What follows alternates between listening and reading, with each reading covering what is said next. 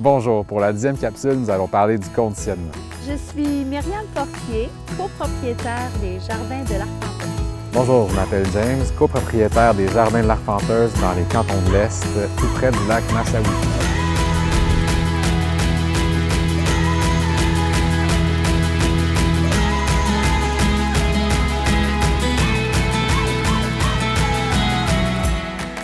Donc, notre ferme, c'est une production semi-mécanisée de 250 paniers qu'on livre à Magog, Sherbrooke et ici à la ferme, en plus d'un marché public le samedi matin à Ayerscliffe. Le conditionnement, c'est l'étape entre la récolte et la livraison.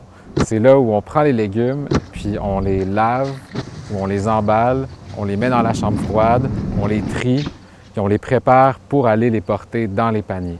Donc là, on lave les carottes.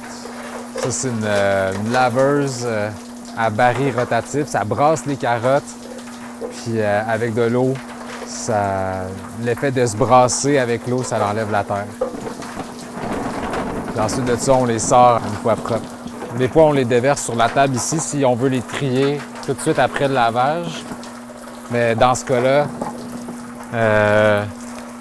les carottes ici s'en vont pour le vrac, donc les gens vont juste se servir dans la caisse comme ça, vont assembler leur propre casseau. Ensuite, on met nos caisses de carottes sur les petites planches, puis on les envoie en chambre froide jusqu'à la livraison. Chaque légume a sa propre façon d'être conditionné. Il y a des choses qu'on doit absolument refroidir le plus vite possible, puis il y a des choses qu'on peut laisser à température pièce ou qui doivent rester à température pièce. Donc, il faut faire attention à tous les légumes qu'on va récolter pour bien les conditionner. Certains légumes doivent être lavés tout de suite quand on les récolte, d'autres, c'est mieux qu'on attende. Mais pourquoi il faut les laver? Pour enlever la terre dessus, Mais pourquoi? parce que sinon, ils vont être toutes sales. Les patates sont propres, là? Oui! OK, on ouvre doucement. Bon, par exemple, les patates, nous, on va les laver seulement juste avant de les livrer, même si on les a récoltées d'avance. Des fois, après, on ne fait pas tout le temps des légumes en vrac. Des fois, on les prépare en portions déjà. Comme là, demain, ça s'en va pour le marché.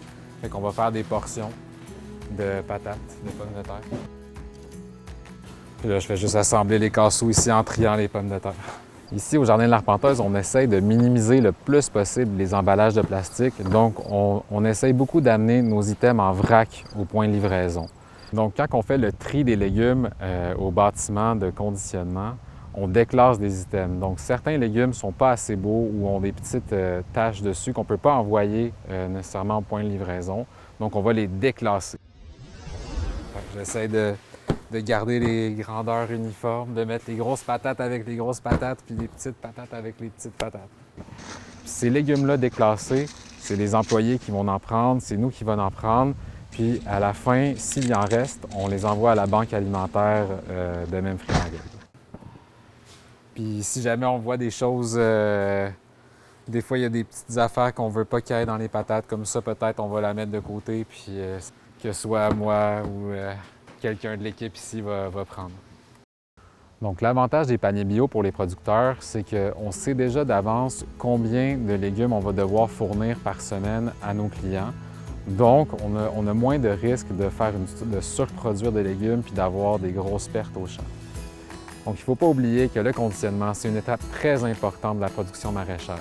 C'est une étape qui prend beaucoup de temps puis qui permet de garder les légumes bons et beaux jusqu'à la livraison. Ah, ça, c'est du conditionnement, mon chum!